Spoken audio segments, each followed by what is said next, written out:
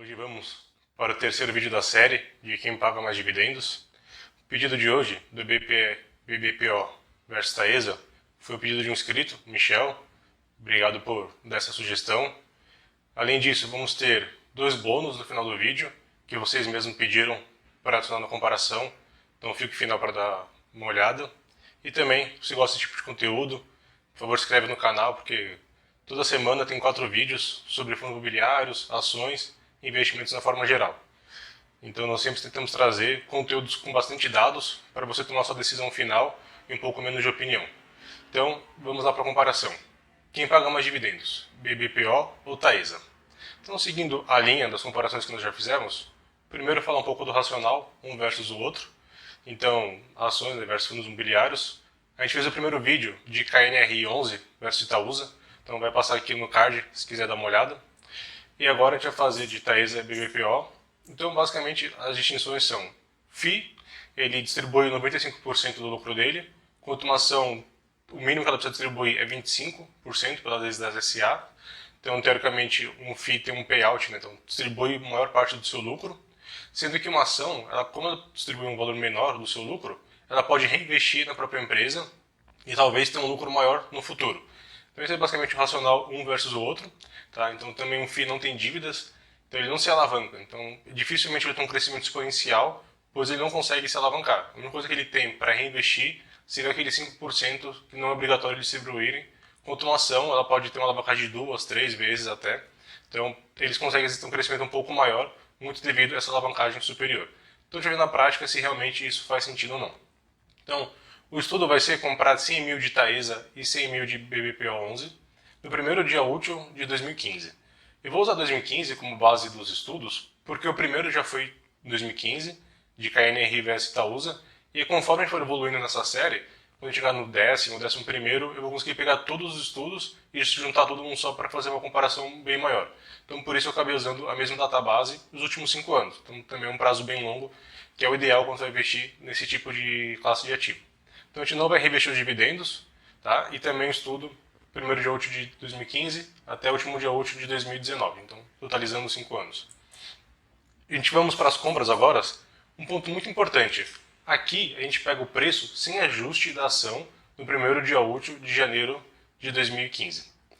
Algumas pessoas me perguntaram se realmente precisa fazer esse tipo de compra ou você pode simplesmente pegar o valor que está ali no seu home broker com ajustes de dividendos em split. Se você pegar o preço com ajustes, vai dar um número super irreal. Tá? Então até fiz um vídeo, vou colocar aqui também no card passando, para vocês darem uma olhada qual que é a diferença entre pegar um gráfico com ajuste e um sem ajuste. Então eu fiz o exemplo de comparar 100 mil de Itaú durante 10 anos e a diferença era mais de 200 mil reais com ou sem ajuste. Então tem que pegar o preço sem ajuste, o preço real da ação daquele dia, porque senão o seu estudo vai ficar falho, tá bom? Então voltando, Taesa estava R$19, BBPO11 R$104,47 e compramos 5.263 ações de Taesa e 957 cotas do BBPO11. Aqui a gente primeiro, como a gente fez da última vez, mostra primeiro os dividendos unitários por ação ou por cota de fundo imobiliário. Aquele ponto muito importante, os FIIs distribuem todo mês, então aquele gráfico bem mais constante, né? Então todo mês tem uma barrinha para cima. Você consegue ver que como é um FII de tijolo, né, o BBPO11, cada ano praticamente ele tem um aumento dessa distribuição mensal, muito devido ao reajuste que ele tem ali do contrato de aluguel. Então todo ano ele vai ter um ligeiro aumento devido a esse reajuste de contrato, sendo que a vacância dele não mudou muito nesses últimos anos. Você pode ver que de vez em quando tem uma barrinha para cima que destoa um pouco. Isso é porque, como o FII tem que distribuir no mínimo 95% dos seus lucros, pode ser que durante um semestre ele pegou lá, recebeu os aluguéis normais, teve todos os seus gastos, porém ela gastou menos naquele semestre e aí conseguiu distribuir um lucro excepcional no final do semestre. Tá? Então não é algo que você deve contar muito, dependendo do FII que você investe, mas é algo que pode ocorrer e vai ser uma surpresa boa caso aconteça. Já no caso de Taesa, que é o gráfico da direita, é muito mais inconsistente, né? Porque uma ação não tem obrigatoriedade, nem comum distribuir todo mês, então acaba distribuindo 2, 3, até às vezes 4 vezes por ano, e também são bem mais regulares.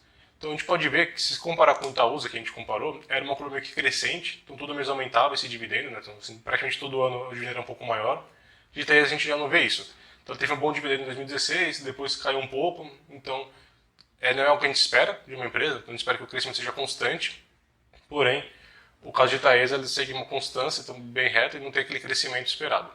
Tá? Então, os eventos societários que a gente também passa, não teve nenhum nessas duas empresas durante os 5 anos, então não teve nenhuma bonificação, subscrição nem nada. Então, como não teve, a gente não vai participar de nada. E nos outros vídeos a gente sempre participava das bonificações e não das subscrições. Então, nesse caso não teve nada, então a gente pode pular isso aqui. E aqui a gente vai para os dividendos totais. Então aqui é somado pela quantidade de cotas e de ações que a gente tem de cada empresa. Voltando, o fundo imobiliário, aquela constância, bem tranquilo. Ação, já bem mais volátil esse dividendo. O que a gente pode ver também, então, por exemplo, no caso do BBPO11, o máximo que ele chegou a distribuir foi um pouco acima de R$1.000 no mês. Já no caso de Taesa, chegou a quase R$5.000 de uma porrada só. Daqui a gente consegue ver que se você é um investidor que quer essa constância e necessita dessa constância mensal, talvez o FII faça mais sentido, pessoal, comparar os dois gráficos. Já que você é uma pessoa que talvez não precisa desse dividendo mensal e quer apenas reinvestir por longo prazo, talvez essa inconstância de uma ação não faça problema para você. Tá bom? Então é bom sempre ter atenção que se você precisa de uma constância mensal na sua conta, um FII talvez faça mais sentido, muito por questões de como eles são feitos para distribuir essa renda. E já a Taesa, você pensa, do nada você poderia ter ganho R$5.000 na sua conta, né, num mês só, quanto que do FII acaba sendo mais dividido e segmentado. Então, e mais importante, indo para as conclusões. Aqui a gente faz a conta normal, né, que a gente fez da última vez, pegar todos os dividendos distribuídos por esses 5 anos, quanto que ele teria de saldo final no último dia útil de 2019 e quanto seria esse retorno total. Então, somando o dividendo mais o saldo financeiro final.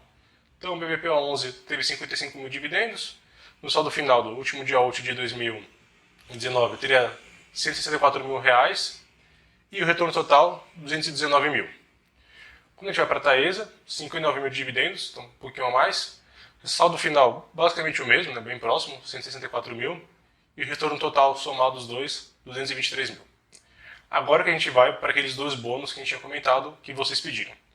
Um de vocês pediu que pegar o último dia útil de 2019 era dado em real, porque estava muito alto os FIIs, as próprias ações. Então queria que comparasse depois dessa queda que nós tivemos em março e abril. Então eu peguei, fiz a conta, usando a database 14/5/2020. Tá? Então foi o último dia útil que eu peguei esses dados. Então Taesa, de vez de estar 223 mil, foi para 200 mil, R$213,31. E BBPO11 caiu para 197 mil. Então, né, como teve uma queda muito grande, a gente teve essa desvalorização do último dia útil de dezembro para hoje. Porém, eu não peguei os dividendos de 2020, porque como o BBPO11 distribui todo mês bem constante, e Taesa não tem essa mesma constância, se eu pegasse os dividendos até o dia 14/5, ia ficar meio que inconsistente esse estudo. Então eu peguei dividendos até o último dia útil de 2019, porém com a valorização de cota do 14/5. E agora acho que um ponto mais importante, que é caso a gente reinvista esses dividendos. Então também teve um outro inscrito que pediu para fazer um estudo reinvestindo os dividendos, então mostrando como que seria se a gente tivesse reinvestido. Os outros dois exemplos, estão até o 14/5, sem reinvestir dividendos, e até o último dia útil de 2019, sem reinvestir dividendos, Taesa ganhando as duas comparações. Porém, quando a gente vê aqui reinvestindo os dividendos, porque desde o primeiro dia útil de 2015 até 2019, BBPO11 ganhou.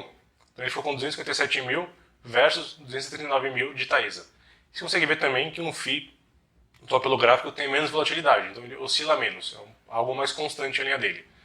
Então, como você tem uma recorrência muito grande de dividendos, se você aporta todo mês, fazendo um preço médio bom, você acaba tendo uma valorização melhor.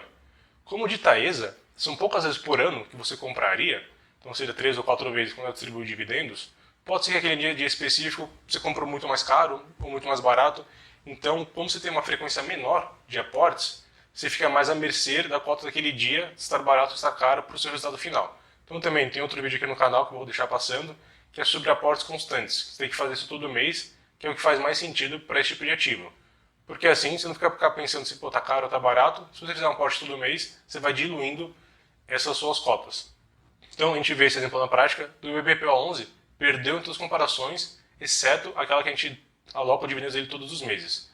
Então se você for ver, ele ganhou menos dividendos, só como a frequência foi maior, conseguiu fazer mais aportes, então no final você ficou com um saldo maior. Então só para fechar a comparação, BBPO11 perdeu nas duas comparações sem reinvestir dividendos, tanto no final de 2019 como o último dia que a gente pegou aqui de 2020, só que ganhou reinvestindo os dividendos.